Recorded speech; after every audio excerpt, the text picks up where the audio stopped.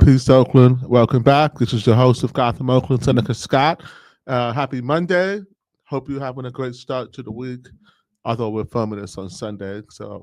But it's okay. Happy Monday to you, my good people and good neighbor. Today we have a very special guest, Leighton Woodhouse. He is an investigative journalist and documentary filmmaker, Emmy nominated, and probably lots of other accolades I've forgotten. He is currently writing for Unheard, the Free Press, and the San Francisco Standard, and also under his Substack, which is my favorite thing to read, and where I get all of my news from Leighton, and that is called Social Studies, which I really, really love that. Share it with everyone here. I love that name. I don't know if they teach social studies in school anymore, or if our kids are even functionally literate enough to see it, but let me scroll up so you can see this beautiful picture of Leighton and this one of his two children. He is a father to two and a husband to one. And without further ado, let me bring up Leighton to the stage. Hey man, Leighton, peace. how are you? Welcome. I'm I'm Good. broad, I'm broadcasting from beneath my kid's bunk bed because I've been displaced from my office by him needing to play with marbles. Do you know what? I gotta put my glasses down like an old person so I can see my screen. I try to be cool in what it is, but sometimes they're like polarized as such where you can't Mhm. see the thing. And I wanted to bring up a video to start because I'm like, we need to start with some like something lighthearted because I've got some important questions for you. For those of you, if you're not familiar with Leighton, he is one of the more braver. Sorry about that. Something's very loud. I'm like, That was he's me. a. Oh, I'm like, what the heck is that? That just scared the crap out of me. Um, he's a brave journalist in that he really, really just goes with whatever he believes is right, and is a good enough writer and thinker and debater to defend his position. And that confuses people sometimes if they think that you're on a team, and if it seems like sometimes like, and I get that, right? I cover certain things. I say I'm a post-partisan and blah blah blah, and then people think that I'm right wing, and if I say something bad about MAGA or Trump, a lot of my fan base gets the panties in a bunch, and I'm like, I don't really give a shit. I'm pretty open and honest about who I am. What do you think about that? You've written some recent articles that may have not been so popular. What is your take on? Is it difficult to do that? And did you find that is of consequence to your career? Yeah, I do find it to be of consequence to my career, but honestly, I think it's probably mostly for the better because I mean, I feel like I have an audience who trusts me, who knows that I'm not going to pander to them and say things that I've um, irritated half of my readership many times, and not always the same half. I think it's been the reason why people. I read what or at least I like to think that the reason why people read what I write is because they know that I'm being honest and straightforward and not spinning an agenda for them. So, Thank you. I appreciate that. So Mhm. the first, I'm going to share something that I probably didn't share already with you when we were prepping, but I made a 40-second film sideshow. Did you hear the sideshow last night, Leighton?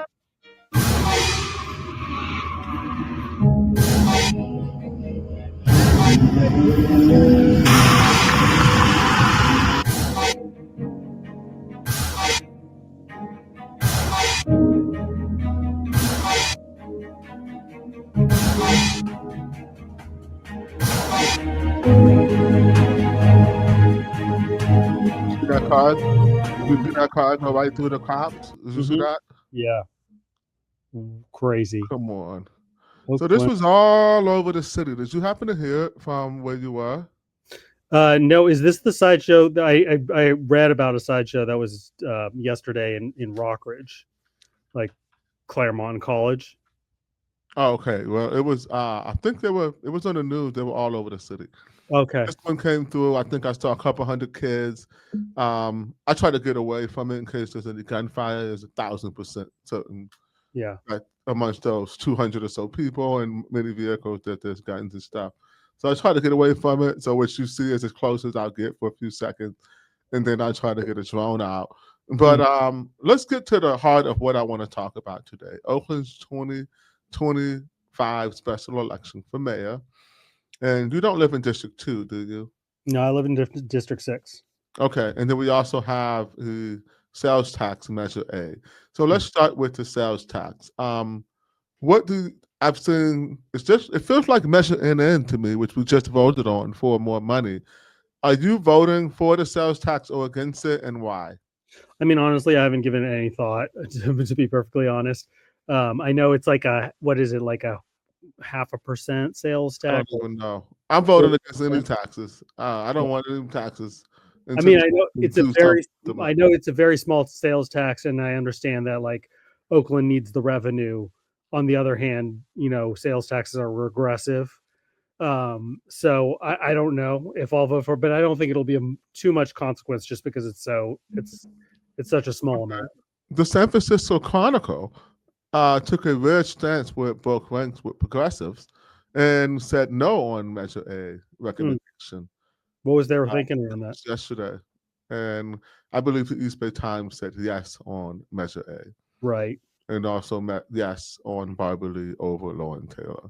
Yeah. I Um, mean, it's hard to justify any tax increase in Oakland just because like it's not as if we've streamlined the city administration. It's a pretty bloated city government that delivers subpar services and sometimes no services at all.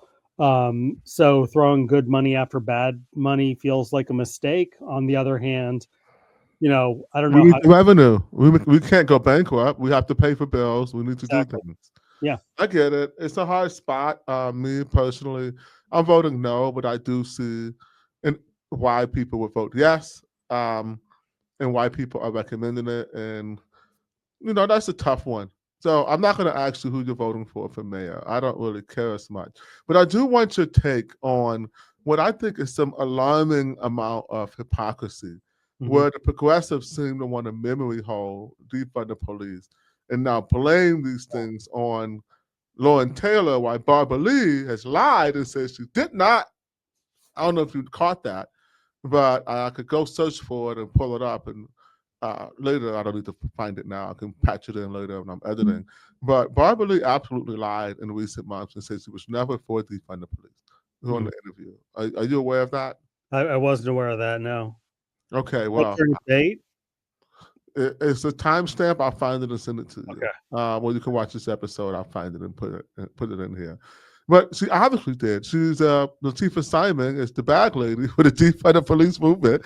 Hmm. Your red man or math to I don't know which one of you is which, but you and Lee Fang, the homie, he wrote a great expose on the defund police movement may be fraud for Pirate Wire and so I'm sure you're quite aware of Latifah Simon's well-documented role in defund the police, as Hmm. well as Quinn Delaney and Wayne Jordan and that funding stream. And also, Beverly is on the record many, many times over in support of the defund the police movement. So why do you think she's willing to, if indeed I show that she lied, I'm not saying you've seen that yet, but if, we prove it, which I can, and now you know that she told a lie, right? And also that they're blaming it on Lauren, which Yeah.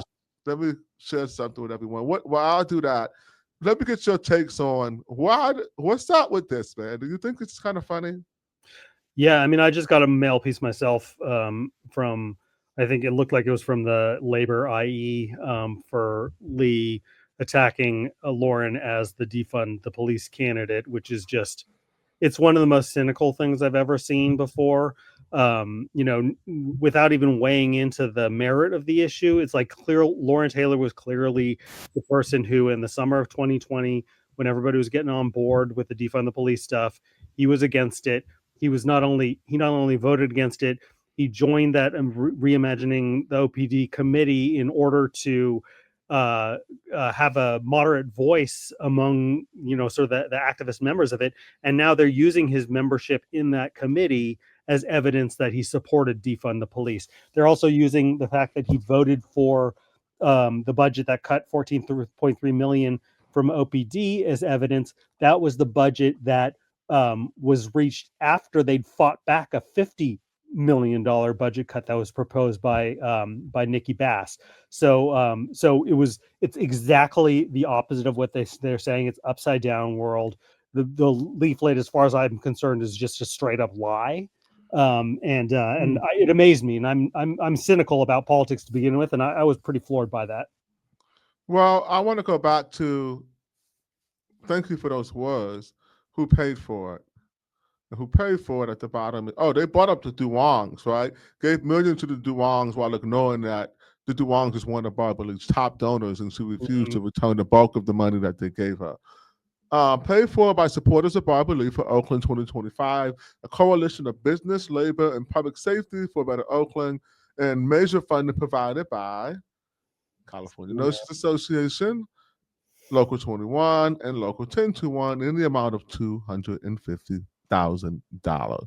While labor unions spending so big to lie about things that they themselves supported and championed during the Great Awakening of 2020. You just answered that question, but I'm just questioning for the people who are listening. Just think about what these people are saying and doing, and that level of desperation that they are exhibiting right now over the possibility of Barbara Lee losing in dramatic fashion after them promising that she would be coronated. I have another question. Have you been following these interviews with Lauren Taylor and the way that they've been the gotcha questions, mainly about me? Oh yes, I did. I saw the quote where he was kind of compelled to disown you. Is that what you're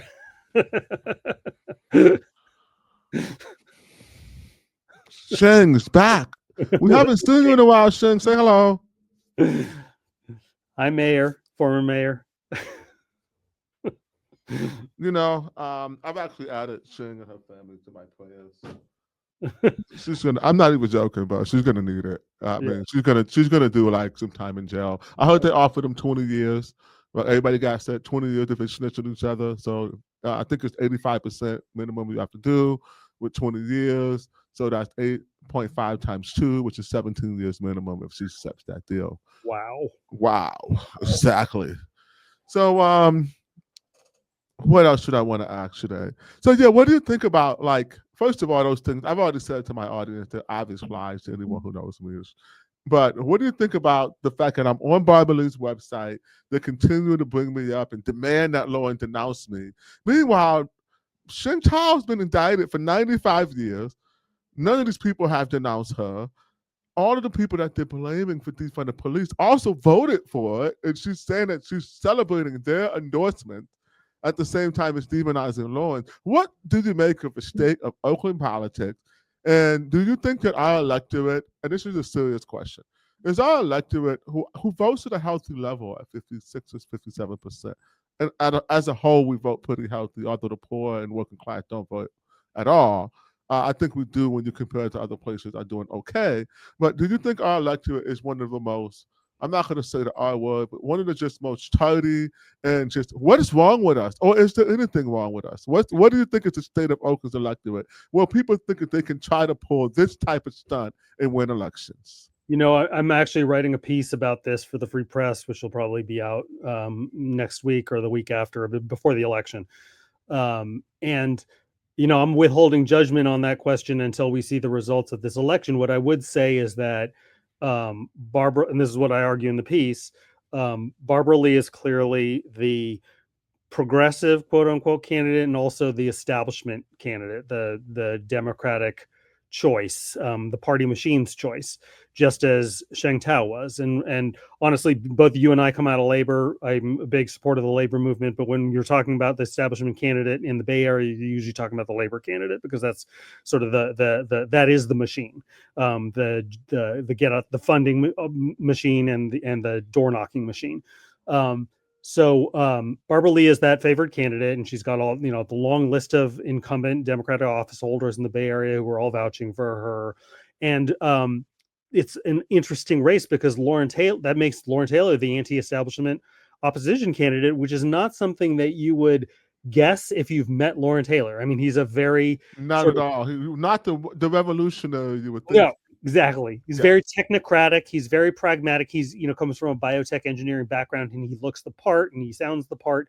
He answers in paragraphs, not sentences. You ask him about a policy question, and he usually has three different plans for you and tells you how he's going to fund them. He's a pragmatic technocratic moderate, but in the Bay Area, the ideological activist types tend to be the Democratic machine candidates, and the moderates tend to be the opposition candidates, and that's exactly what's happening in Oakland. And so we'll just see with this election, like how tarnished is the Democratic Party brand, because in prior elections, I'd say they've got that stamp from the Democratic Party and all of its sort of institutional stakeholders, then that's a huge benefit for a candidate. Now, I mean, the Democratic Party is in free fall nationally, and then also just after years and years of misgovernance, down to an incumbent mayor facing potentially decades in prison, recalled for the first time in Oakland history. Like, how is this Democratic Party brand so tainted? Is that Democratic brand so tainted that voters are that it's going to be worthless to voters, that they might even buck and go the other way? We'll see.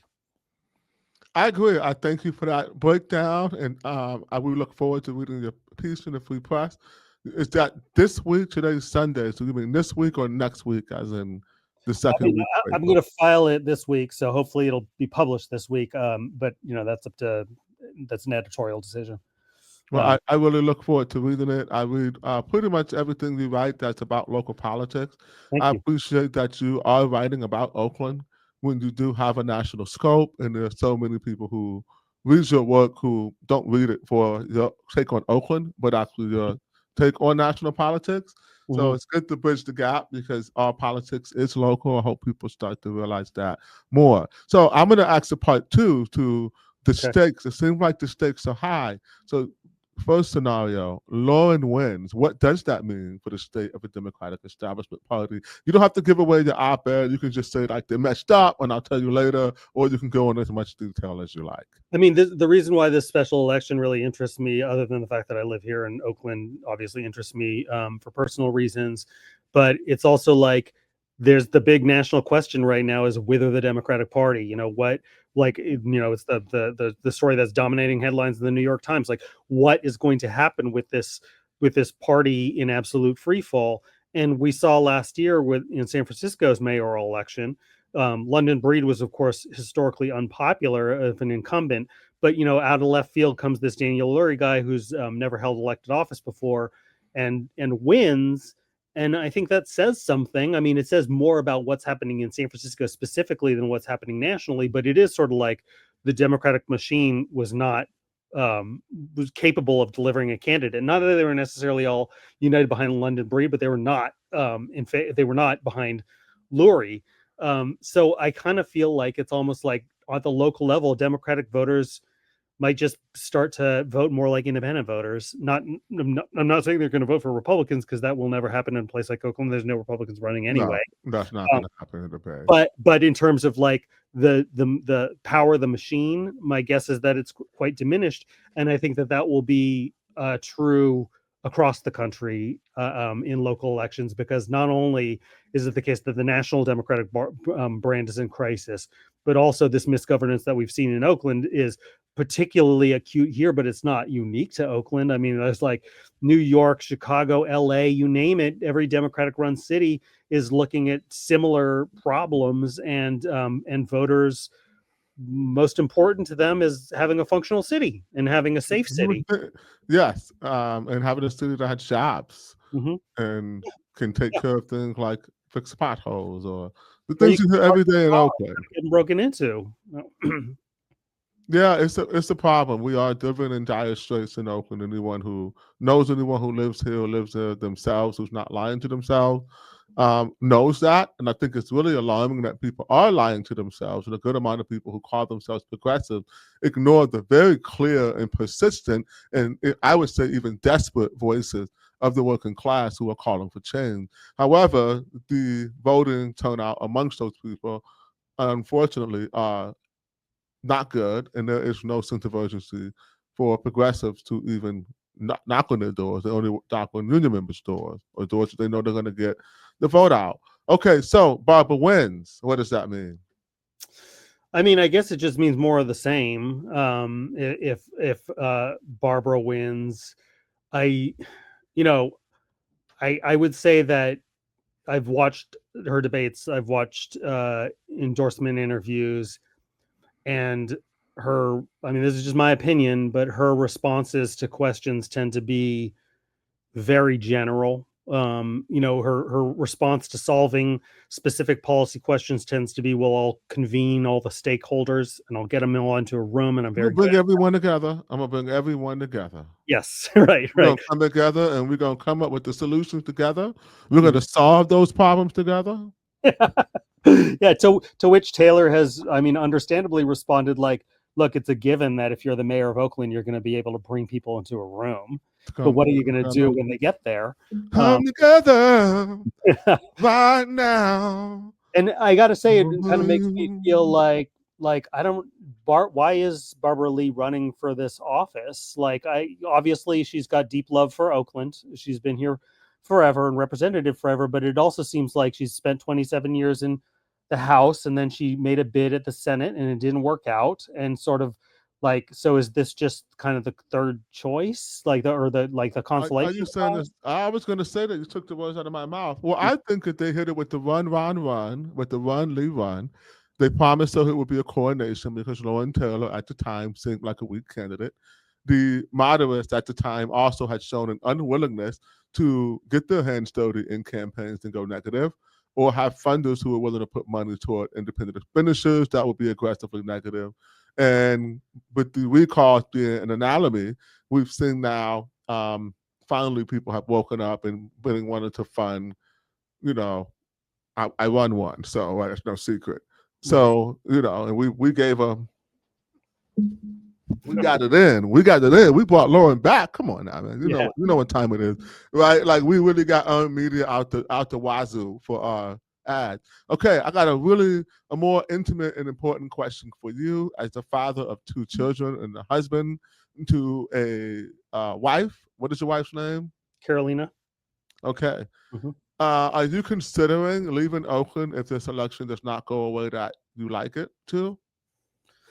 No, but if I were to leave Oakland, it would be for the same reason I moved back to Oakland or back to the East Bay, which is family reasons, personal family reasons that would drive that.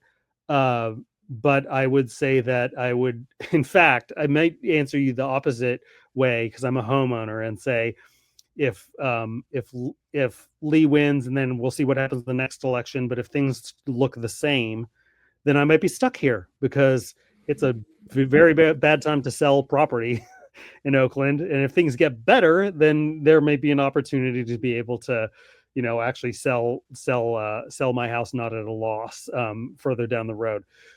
So no, I wouldn't plan on. What if you could though? But what if you could right now? Let's say right now you could make 30% profit on your property from what you bought it for. Would you leave Oakland? Good question. I don't know. I have more compelling reasons to be here. I didn't come to Oakland because I love Oakland so much, although I respect it, and I grew up next door in Berkeley. But those reasons, personal family reasons, are still here. Okay, I thought you were going to say you're a war correspondent or something like that, like some of us are. No, just Okay. happened to end up here. Yeah, I would say to answer your earlier question though about Barbara Lee, if she wins, what does it say? I don't know how much it will say just because of the fact that this is like a mayoral special election. Most people don't even know it's happening. People will start tuning in like a couple days before they vote. It's going to be very low voter turnout. And so it might just mean whoever's, who driven the most effective IEs or who's who's run the best GOTV. Yeah, and door knocking. It's just like not, it's if this coincided with the presidential election, you could draw some broader conclusions about the mood of the electorate. In this case, we'll have to make very narrow and conclusions, which are possibly a stretch, because that's what happens in low turnout elections. Well, thank you, Leighton. I really appreciate your time. Peace, Oakland. Thank you for tuning in. I'll see you Wednesday. We got something juicy for you. Hopefully, some news has dropped. I don't know if you noticed, Leighton, but we're expecting some news about our former mayor this next week. And so, if it does happen, everyone will know. So, until next time, be safe out there. Make sure you vote. Make an educated choice. Vote with your heart and your mind, and talk to your neighbors. And if you live in the hills, go down to the flats and talk to random people in the flatlands like I do and just ask them what do they want. It's not that hard. Like, we do it all the time, right? You can come down to the hood. It's safe. You can ask people what they think about politics. What's that? I said just did it, 2 days ago? Yeah. Yeah. Yeah, very interesting experience. I can't wait to see what you did with the footage and the encounters that we had with Oakland's neighbors. So again, thank you. Peace. Love you guys. See you next time. Yo, I swear it's only up from here. Yo, I swear it's only up from here. Yo, I swear it's only up from here. Yo, I swear it's only up from here.